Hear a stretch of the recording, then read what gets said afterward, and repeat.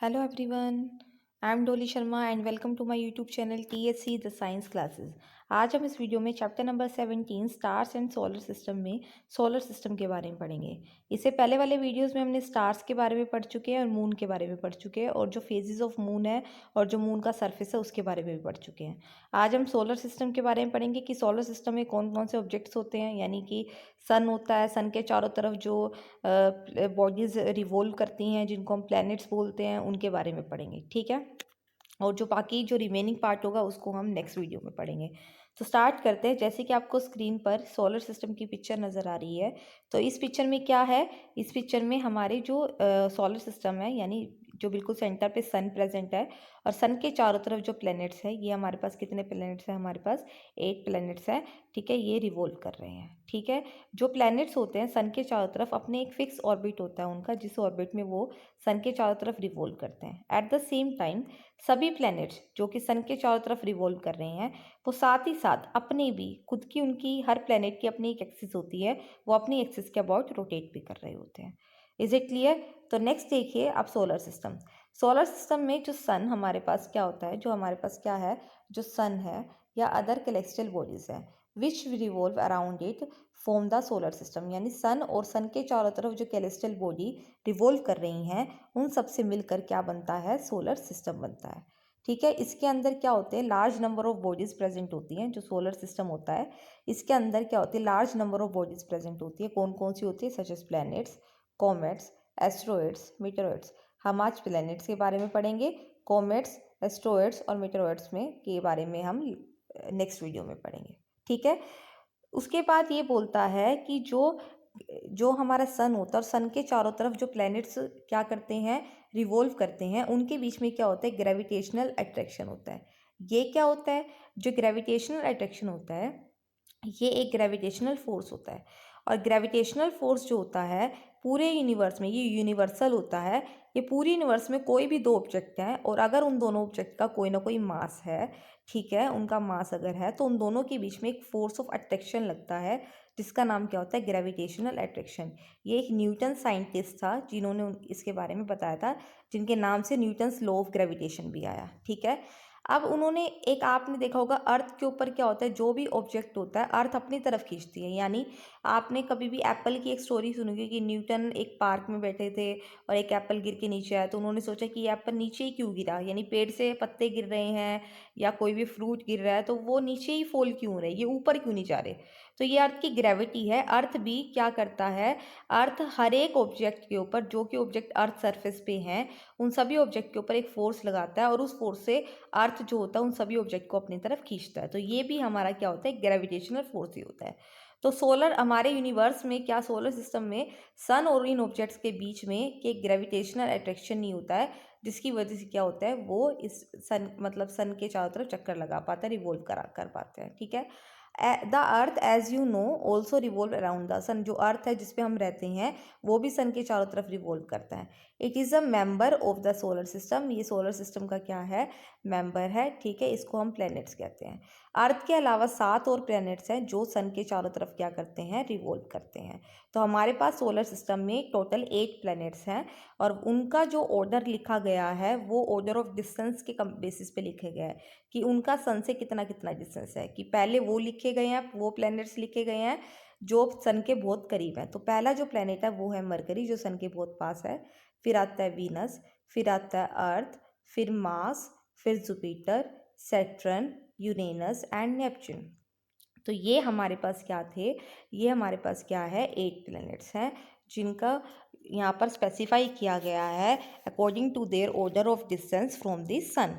Is it clear? तो ये हमारे पास 7 प्लैनेट्स है, 8 प्लैनेट्स है, सॉरी। ठीक है, I have read that there are 9 planets in solar system.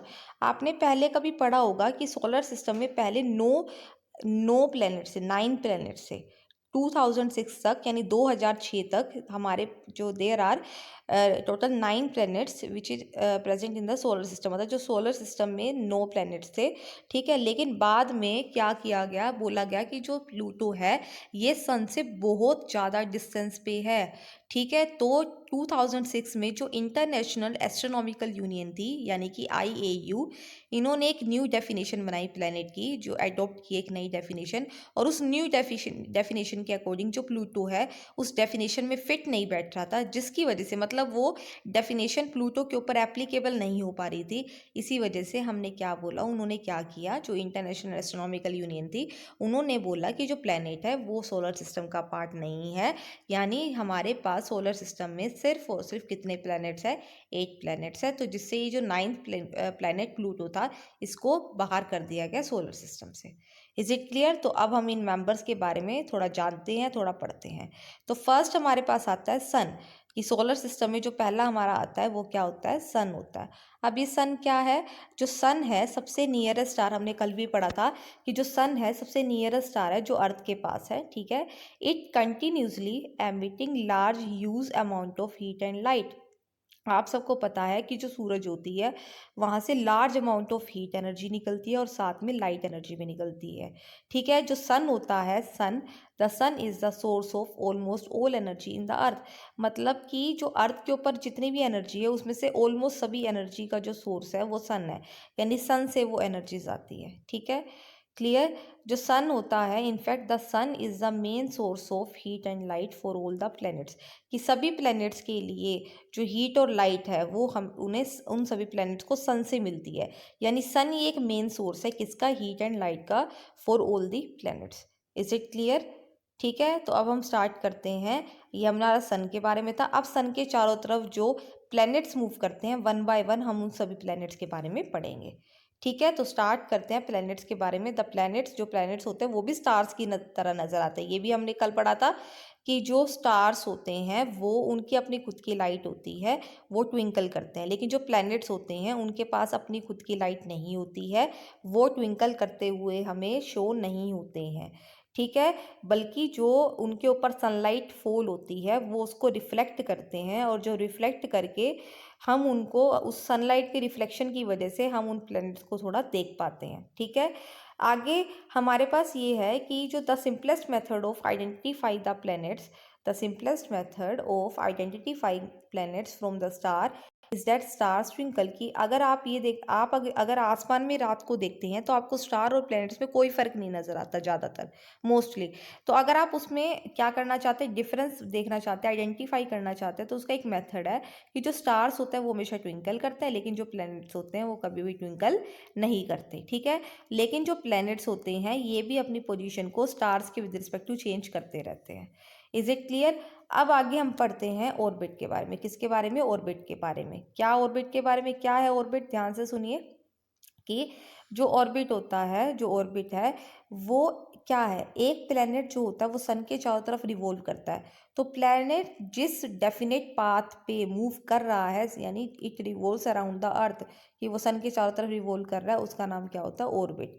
क्या होता है, ऑर्बिट। तो ऑर्बिट क्या है, एक सर्कुलर पाथ है या इलिप्टिकल पाथ आप उसको बोल सकते हैं, यानी एक डेफिनेट पाथ है जिसमें जो सभी प्लैनेट्स हैं वो क्या कर रहे हैं, सन के चारों तरफ क्या कर रहे हैं, रिवॉल्व कर रहे हैं, ठीक है। आगे हमारे पास आता है पीरियड ऑफ रिवॉल्यूशन। आगे जो डेफिनेशन है वो हमारे पास क्या है, पीरियड ऑफ रिवॉल्यूशन। अब ये पीरियड ऑफ रिवॉल्यूशन क्या होती है, ध्यान से देखिए। The time taken by a planet to complete one revolution is called its period of revolution. मतलब कि जो हर एक प्लैनेट है वो एक रिवॉल्यूशन सन के चारों तरफ एक रिवॉल्यूशन कब कंप्लीट करता है, कितने टाइम में कंप्लीट करता है। तो वो जो टाइम टेकन है, which is time taken by a planet to complete one revolution, इसे हम कहते हैं पीरियड ऑफ रिवॉल्यूशन उस ऑर्बिट का। जिस भी ऑर्बिट के, सॉरी, जिस भी हम प्लैनेट के टाइम के बारे में पढ़ेंगे कि उसने, उस प्लैनेट ने एक रिवॉल्यूशन कितनी देर में कंप्लीट किया है, तो वो जो टाइम है वो उस प्लैनेट का क्या हो जाएगा, पीरियड ऑफ रिवॉल्यूशन हो जाएगा, ठीक है। जो पीरियड ऑफ रिवॉल्यूशन होता है वो इंक्रीज होता है कैसे, as the distance of the planet increases from the sun. यानी जो प्लैनेट सन से काफ़ी ज़्यादा डिस्टेंस पे हैं तो उनका टाइम पीरियड जो होगा रिवॉल्यूशन का सन के चारों तरफ, वो भी क्या होगा, बढ़ता चलेगा। क्योंकि जब वो लार्ज डिस्टेंस पे होंगे तो लार्ज डिस्टेंस पे क्या होगा, उनका लार्ज रेडियस हो जाएगा, तो उनका डिस्टेंस भी क्या होगा, बहुत ज़्यादा हो जाएगा। Is it clear? ठीक है। अब जो स्टार्स हमारे पास, ये हमारा कुछ इसके बारे में बेसिक था, प्लैनेट्स के बारे में। ऑर्बिट हमने पढ़ा और टाइम पीरियड ऑफ रिवॉल्यूशन पढ़ा। अब हम पढ़ते हैं कि हमें पता है कि सन के चारों तरफ जो होता है प्लैनेट्स रिवॉल्व करते हैं, और साथ ही साथ जो प्लैनेट्स होते हैं वो अपनी एक्सिस के अबाउट भी क्या करते हैं, रोटेट करते हैं। जैसे कि आपको पिक्चर में आपको ये पिक्चर दिखा रखी है जिसमें इसी तरीके से, जैसे कि ये पिक्चर में घूम रहा है, देखिए जो इसकी ये एक्सिस है, ये एक्सिस है, इस एक्सिस के अबाउट ये रोटेट कर रहा है।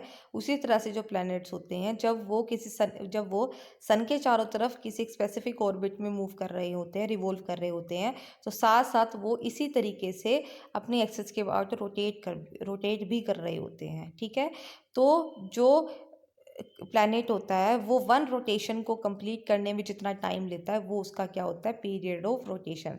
The time taken by a planet to complete one rotation is called its period of rotation. ठीक है, तो हमने पढ़ा पीरियड ऑफ रोटेशन क्या होता है। कुछ प्लैनेट्स जो होते हैं, अब देखिए, अब हमने पढ़ा कि जो प्लैनेट्स होते हैं वो सन के चारों तरफ क्या करते हैं, रिवॉल्व करते हैं। अब यहाँ पे कुछ बॉडीज ऐसी भी होती हैं जो क्या होती हैं, जो इन प्लैनेट्स के चारों तरफ रिवॉल्व करती हैं। तो उन बॉडीज़ को, यानी कोई भी कैलेस्ट्रल बॉडी जो किसी अदर कैलेस्ट्रल बॉडी के अराउंड रिवॉल्व कर रही है, तो वो उसका क्या होता है, सैटेलाइट होता है। क्या होता है, सैटेलाइट। अब देखिए, अब मैंने बोला कि एक कैलेस्ट्रल बॉडी अगर किसी दूसरी कैलेस्ट्रल बॉडी के अराउंड रिवॉल्व करती है तो वो उस कैलेस्ट्रल बॉडी की क्या होगी, सैटेलाइट होगी, या हम उसको बोलते हैं कि वो मून्स होगी। क्या बोलेंगे हम, या तो उनको कि क्या ये कि मून्स होंगे वो। ठीक है, अब हम बोलते हैं कि सोलर सिस्टम में जो प्लैनेट्स हैं वो सन के चारों तरफ रिवॉल्व कर रहे हैं, तो जितने भी प्लैनेट्स हैं, ठीक है, वो सन के लिए उनके सैटेलाइट हो गए, यानी मून हो गए। ऐसे ही जो जितने भी प्लैनेट्स हैं उन सबके चारों तरफ भी कुछ कैलेस्ट्रल बॉडी जो मूव करती हैं, ऑब्जेक्ट्स हैं, तो वो उनके सैटेलाइट्स हो गए। तो उसी तरीके से जो अर्थ है, अर्थ का भी एक सैटेलाइट होता है जिसको हम क्या बोलते हैं, मून। क्या बोलते हैं, मून। तो जो मून है वो अर्थ का क्या है, एक नेचुरल सैटेलाइट है। जो मून है वो क्या है, is a satellite of the earth. ये नेचुरल सैटेलाइट है अर्थ का। ठीक है, हमारे पास कुछ मैनमेड सैटेलाइट्स भी आते हैं जो अर्थ के चारों तरफ रिवॉल्व करते हैं, इनको हम आर्टिफिशियल सैटेलाइट्स बोलते हैं। हम सैटेलाइट के बारे में बाद में पढ़ेंगे अच्छे से, अभी हम प्लैनेट्स के बारे में पढ़ते हैं। ठीक है, तो स्टार्ट करते हैं। फर्स्ट प्लैनेट जो सबसे पास है सन के, वो है हमारे पास मरकरी। अब देखिए, मरकरी को हिंदी में बोलते हैं बुध ग्रह, आपने सुना होगा काफ़ी ज़्यादा, बुध ग्रह। तो जो ये प्लैनेट मरकरी है is nearest to the sun, ये सबसे नियरेस्ट है। ये सोलर सिस्टम में जितने भी प्लैनेट प्रेजेंट है उसमें सबसे छोटा है। ठीक है, इसीलिए जो मरकरी है वो सन के पास है। It is very difficult to observe it as most of the time it is hidden in the glare of the sun. देखो, कई बार हमें पता नहीं लगता, कई बार इसको मतलब ऑब्जर्व करना बड़ा मुश्किल हो जाता है बुध ग्रह को, जो मरकरी है, क्योंकि ये सन के बहुत पास है, तो सन की जो ब्राइटनेस आती है उसकी ग्लेन में क्या हो जाता है, छुप जाता है। तो इसीलिए इसको कई बार ऑब्जर्व करना बड़ा मुश्किल होता है। However it can be observe just before sunrise और just after sunset near the horizon, की होरिजन के पास जब सनराइज होता है या सनसेट के जस्ट बाद, सनराइज होने से पहले, जस्ट पहले, और सनसेट होने के जस्ट बाद आप बुध ग्रह जो होता है, मनी मरकरी जो होता है, आप उसको देख सकते हैं। ठीक है, अब ये कहाँ विजिबल होता है, जो ये हमारा बुध ग्रह होता है, it is visible only at places, ये जो प्लेनेट है ये उन जगहों पर विजिबल होता है जहाँ पर जो व्यू होता है ओरिजिन का, उसके रास्ते में जो बड़े बड़े पेड़ या बड़ी बड़ी बिल्डिंग्स ना आए। Is it clear? ठीक है, क्लियर हुआ। तो ये हमारा कुछ मरकरी के बारे में था। और सबसे इम्पोर्टेंट बात तो बताना ही भूल गई कि जो मरकरी होता है उसका कोई सैटेलाइट नहीं होता, यानी मरकरी के चारों तरफ कोई भी कैलेस्ट्रल बॉडी नहीं है जो रिवॉल्व करती हो मरकरी के चारों तरफ, यानी मरकरी का कोई भी सैटेलाइट या कोई भी मून नहीं होता। ठीक है, अब सेकंड हम पढ़ते हैं वीनस। क्या पढ़ेंगे? वीनस। तो देखिए वीनस क्या होता है। जो वीनस है वो अर्थ का क्या है, अर्थ के पास, अगर हम बोलें कि अर्थ के पास सबसे नियरेस्ट प्लेनेट कौन सा है, वो वीनस है, शुक्र है।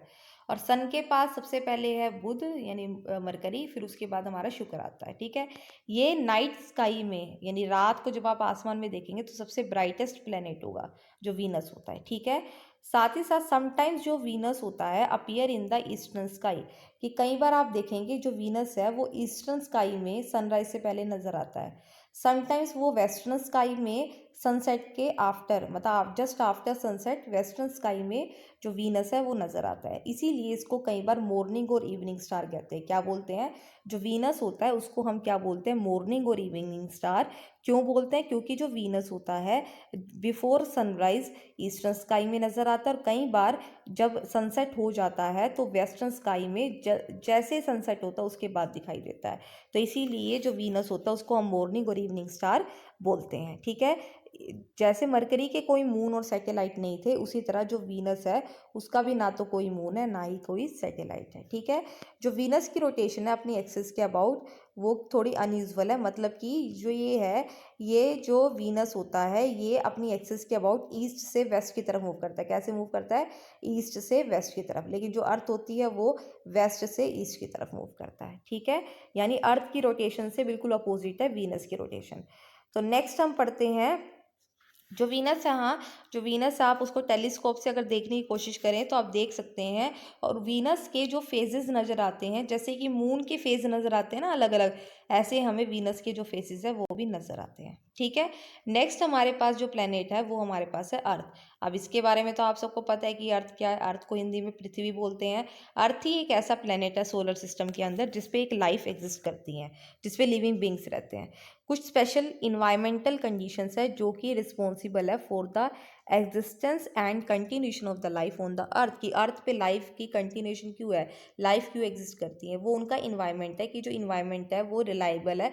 मतलब कि इन्वायरमेंट जो ज़रूरी होता है, जो सही रहता है, ठीक है, वो इन्वायरमेंट कंडीशंस यहाँ पर अर्थ के ऊपर है, जिससे कि यहाँ पर क्या है, जीवन है, यहाँ पर लोग रह पाते हैं, लिविंग बींग रह पाते हैं। ठीक है, उसके बाद हमारे पास क्या होता है कि जो ये this include just the right distance from the sun. ये बिल्कुल राइट डिस्टेंस पे होता है सन से, so that it has the right temperature range, ताकि अर्थ के ऊपर एक टेम्परेचर रेंज सही बना रहे, जो प्रेजेंस ऑफ वाटर है वो भी सही रहे, और सुटेबल एटमॉस्फेयर रहे, और ब्लैंकेट ऑफ ओजोन, मतलब ओजोन लेयर जो हमें सन की हार्मफुल लेयर से बचाती है, यूवी रेज, उनका भी ब्लैंकेट का काम करता है। ठीक है, नेक्स्ट मतलब ये है कि जो अर्थ होता है, कि अर्थ के ऊपर आपको पूरा प्रॉपर क्या होता है, अपने इन्वायरमेंट को प्रोटेक्ट करने के लिए आपको एक स्पेशल चीज़ें, मतलब स्पेशल प्रोटेक्शन, कुछ कुछ कदम उठाने चाहिए जिससे हमारा इन्वायरमेंट ख़राब ना हो। क्योंकि अगर आपको पता है कि आज के टाइम में इतना ज़्यादा पोल्यूशन हो गया है जिसकी वजह से ओजोन लेयर में भी होल होता जा रहा है, जिससे हार्मफुल रेज डायरेक्ट सन से हमारे सन जो अर्थ है उसके ऊपर आ रही हैं।